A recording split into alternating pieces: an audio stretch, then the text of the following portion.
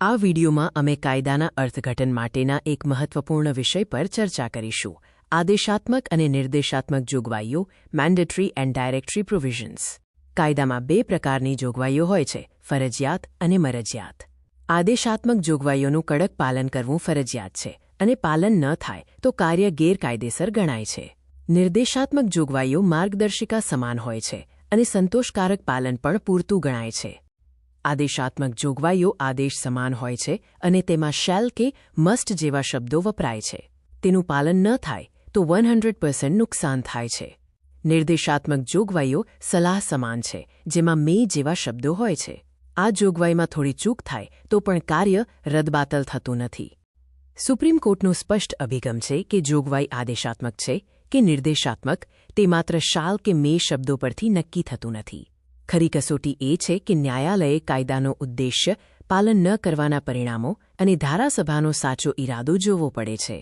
અદાલત 3 મુખ્ય કસોટીઓ દ્વારા નક્કી કરે છે. પ્રથમ, જો પાલન ન કરવાથી કાયદાનો મૂળ ઉદ્દેશ્ય મરી પરવારતો હોય તો તે આદેશાત્મક છે. બીજું, જો કાયદામાં સ્પષ્ટ લખ્યું હોય કે પાલન નહીં કરો તો કાર્ય રદબાતલ ગણાશે તો તે પણ આદેશાત્મક છે.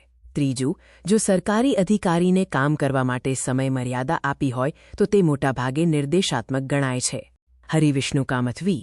સૈયદ અહેમદ ઇશાકના કેસમાં સુપ્રીમ કોર્ટે જણાવ્યું કે આદેશાત્મક જોગવાઈનું કડક પાલન થવું જોઈએ, જ્યારે નિર્દેશાત્મક જોગવાઈનું સંતોષકારક પાલન પણ પૂરતું છે.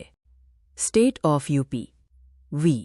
મનબોધન લાલ શ્રીવાસ્તવના કેસમાં કલમ શનુદ 3માં શેલ બી કન્સલ્ટેડ શબ્દ હોવા છતાં સુપ્રીમ કોર્ટે તેને નિર્દેશાત્મક ગણી. સલાહ ન લેવાથી આખી કાર્યવાહી રદબાતલ ગણાય નહીં. યાદ રાખવા લાયક મુદ્દાઓ: જો કાયદામાં નકારાત્મક શબ્દો વપરાયા હોય, દંડ કે સજાની જોગવાઈ હોય કે જાહેર હિત માટે જોગવાઈ ભંગ થવાથી મોટું નુકસાન જતું હોય તો તે આદેશાત્મક ગણવામાં આવે છે. નિષ્કર્ષમાં કોઈ જોગવાઈ આદેશાત્મક છે કે નિર્દેશાત્મક તે નક્કી કરવા માટે કોઈ સાર્વત્રિક નિયમ નથી. ન્યાયાલયે કાયદાનો ઉદ્દેશ્ય, ધારાસભાનો ઇરાદો અને જોગવાઈ ભંગ થવાથી થતી પરિસ્થિતિનો અભ્યાસ કરવો પડે છે. આદેશાત્મક અને નિર્દેશાત્મક જોગવાઈઓનો આ અભ્યાસ પૂર્ણ કરવા બદલ આભાર.